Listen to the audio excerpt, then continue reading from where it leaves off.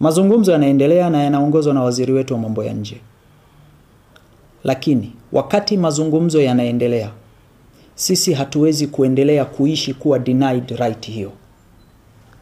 Kwa natangaza rasmi kuanzia usiku huu mambo yafuatayo kwa nchi hizi mbili. South Africa imekuwa ikiingiza Tanzania fresh apples. Kwa kuanzia leo ni marufuku kuingiza fresh apple ya South Africa Tanzania. South Africa inaingiza matunda mbalimbali yakiwepo zabibu na mengine. Kwa hiyo kuanzia leo ni marufuku kuingiza matunda.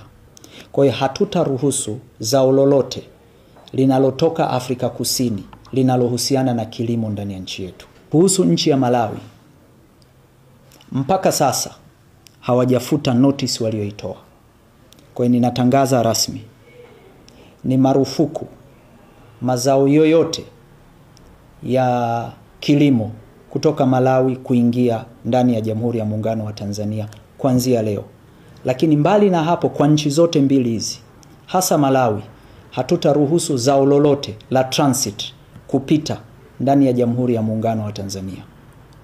Lakini la tatu kuhusu Malawi, mahindi yote walioyanunua kwa ajili ya kutatua tatizo lao la njaa kwao hayatoenda Malawi.